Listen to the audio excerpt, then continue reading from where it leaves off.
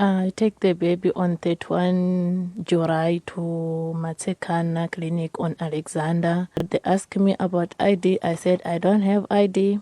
They said, go to private clinic. Mahara Clinic is for South African, is not for foreigners. After that, I go to 8 Even Clinic. They have their worker chase me away. They don't help the foreigners. On 1 August, the baby died. I want the police and president to help the foreigners.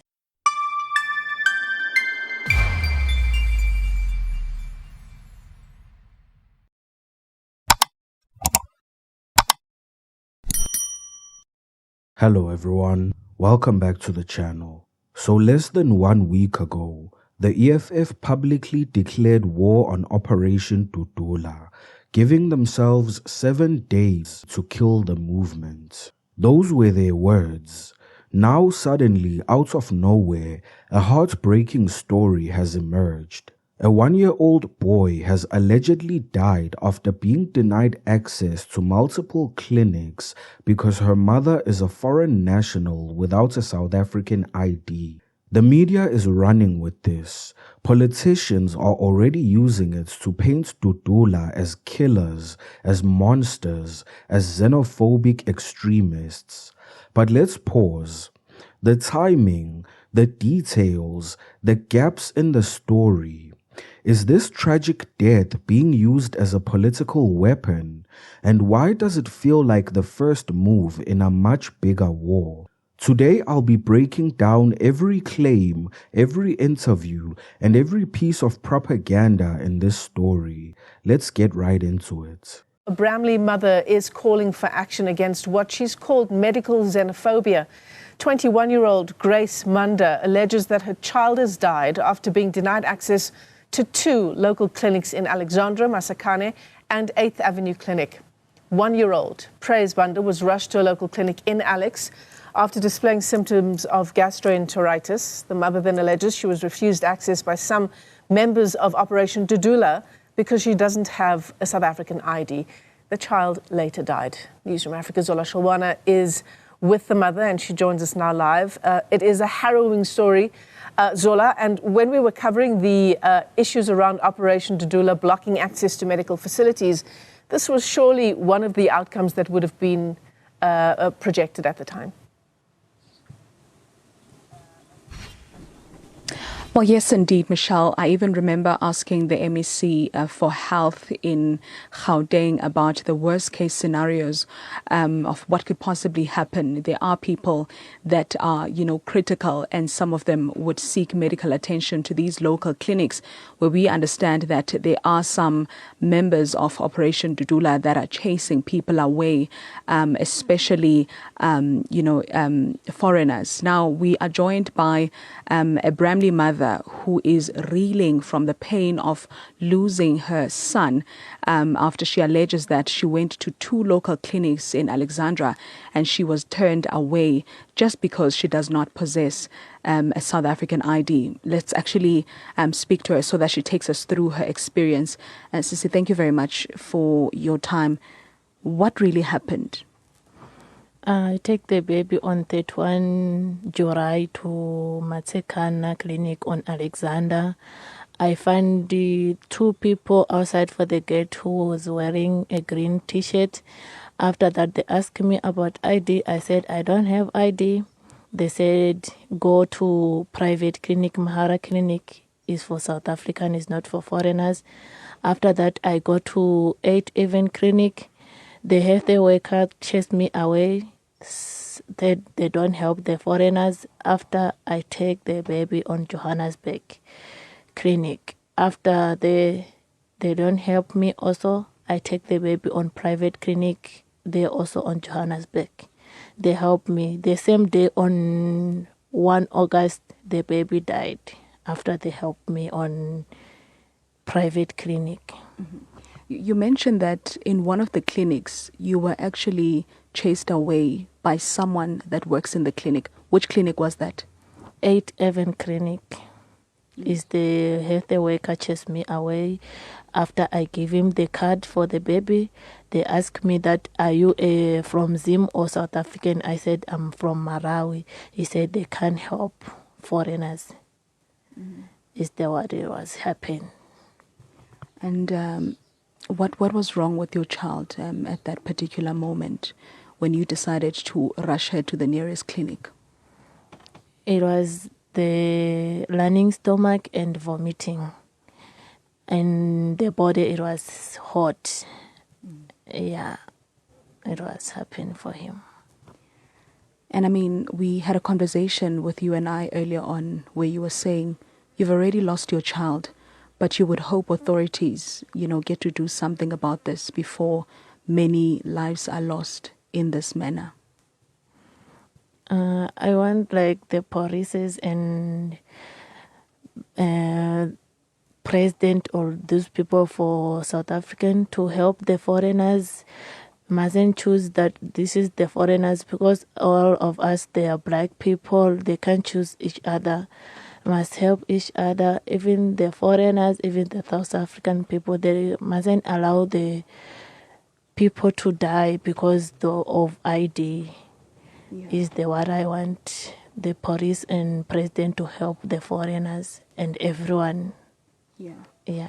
Lele, let's reflect on your son's life. I know he didn't live long. You're holding one of his favorite toys. What kind of a child was he? It was a sweet baby because he used to love me a lot. Always wanted to stay with me. Couldn't want to stay with anyone. Sometimes even with his father, he couldn't stay with him. He wanted to stay with me. So I miss him a lot. Everywhere she is, I miss him a lot, because always if I'm washing, I was with him. I'm sleeping, I was with him, but now I'm alone. I must rest well everywhere he is. Thank you very much for your time. Well, Michelle, the constitution of this country guarantees everyone that's within its borders basic health care, meaning that even foreigners, are supposed to have access to local clinics. But in the past weeks, we have been seeing organizations that have been preventing people like her and her child from accessing, those local clinics, demanding that they should be South Africans. If they are not, then they should go to private facilities. Now, what happens when you cannot afford private health care?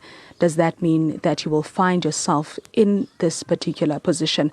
We'll, of course, speak to the Department of Health about what has happened so that we find out what's going to happen if, this situation is not controlled. Because in the beginning, it started by, some of these organizations just chasing people away. But in this case, they don't care whether the person is critical or not. It is alleged that they chased away a child that was vomiting and had a running tummy. We'll get answers from authorities later on. Let's actually get to speak to someone who works very closely with these, clinics that are around this area, just to get a sense of what, really happens. Ma'am, thank you very much for your time. From working with these clinics, what have you observed? Because we've heard the mother there showing concern, essentially saying that there are people that you'll find at the clinic that will, ask for your ID document. And if you don't have one, then that means you will not be granted access to the healthcare facility. Thank you for having me. For a number of weeks now, we've been observing that there would be members of the community outside the clinic, some wearing T-shirts of Operation Dudula or identifying as Operation Dudula or members of Patriotic Alliance. And at the gates, they usually ask for people's identities, so the South African ID or a passport. And if you do not have a South African ID, then you are asked to go consult the private sector for health care. So mothers are being chased away. They are unable to access the facilities. And in some cases, you find these people inside the clinics, interacting with the nurses, interacting with staff members inside the clinic, and still asking for people's identities, for people's passports, for people's South African IDs. And if in case when a mother doesn't have a passport or a client doesn't have a South African ID, then is asked to leave. That is what we've been observing inside the clinics.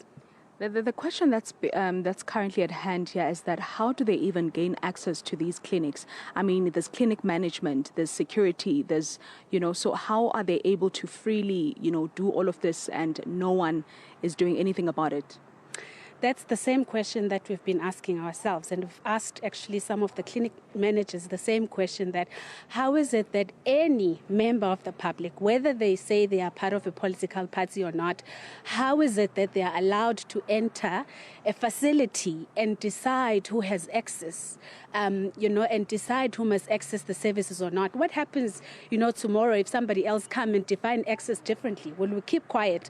I haven't seen the police being called, to try and intervene. I haven't seen even a security guard intervening, into the matter and then failing. I haven't seen any staff member trying to address that matter inside the clinics. I don't know what reasons do they have, but those people are just, led to do whatever they want to do inside the facilities, and then they leave. In some cases, it's even one female, who does that. It's not even that.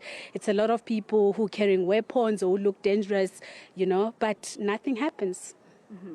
And let's speak about the bigger picture here. How is this affecting people like, Grace, that saying, if I was in my country, perhaps my child, would still be alive, or the situation shouldn't have gotten this far? The situation definitely should not have gotten this far. And obviously the impact is going to be huge and is huge. We have mothers who no longer take their babies for immunizations because they are worried. They are worried about their safety. They are worried about the safety of their children.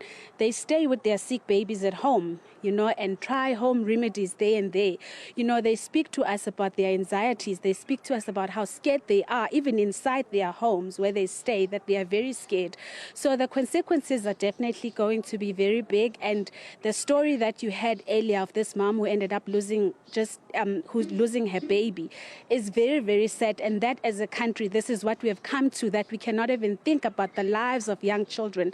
And xenophobia has always been very difficult, to accept as a South African, even for myself personally. But what makes this one very, very difficult, and even more difficult, is that it is about the lives of young children, the lives of infants and babies. They cannot protect themselves, and it is our duty as society to protect the lives of young children. So here's the official story as reported by Newsroom Africa. Praise Mander, a foreign national living in Bromley, says she took her 1-year-old son to 3 separate clinics on July 31st after he got sick. At the first clinic, she claims 2 individuals wearing green t-shirts blocked her entry because she didn't have a South African ID. She says she went to another clinic where a healthcare worker allegedly refused to treat her because she was a foreigner. And at the third clinic, also public, she says she was again turned away. Grace then decided to go to a private clinic where she says staff helped her. But tragically, her child died the next day, August 1st. Now, over 6 weeks later, she's now speaking to the media. She says she wants the South African government and President Ramaphosa himself to help foreigners, arguing that we are all black, we should not hate each other. It's a devastating story, if it's true, but we need to dig deeper. So let's look at how this is being framed. Newsroom's anchors emphasize medical xenophobia, using words like chased away and denied health care. They repeatedly highlight the Constitution's promise of health care for all, including illegal foreigners. They paint Dudula activists as vigilantes patrolling clinics, harassing mothers, and deciding who lives or dies. They interview an anonymous source who apparently works with the clinics around this area. She says that Dudula and PA members have been inside the clinics, questioning people, demanding IDs, and turning patients away. Sounds horrifying, right? But let's ask the questions the media forgot to ask. Firstly, why did this story surface 6 weeks after the child's death? Secondly, Why does it come a few days after the EFF leaders threatened to kill Dudula? Is all of that a coincidence? Because to me, it feels quite convenient. Let's reconnect this with recent events. On September 10th, EFF spokesperson Sinawo Thambo posted a direct threat. "We will have to go and kill Dudula again. The new Nhlanhla Lux is Zandile Dabula. We have 7 days to attend to her." Days later, Julius Malema, the CIC, doubled down, calling Dudula thugs and saying they should be handled by a political killing task team. And now, in less than a week, a devastating story hits the headlines, painting Dudula as literal baby killers. Again, is that a coincidence? Or is it the first attack in a calculated political offensive to dismantle Dudula? And look, I'm not saying the baby's death didn't happen. I'm only saying it feels like this story is being weaponized. And when political parties start threatening to kill movements and then stories like this magically appear, the timing cannot be ignored. Now here are some uncomfortable truths that the media refused to touch on. Firstly, this mother is here illegally. If you cross into another country illegally, you cannot expect full rights.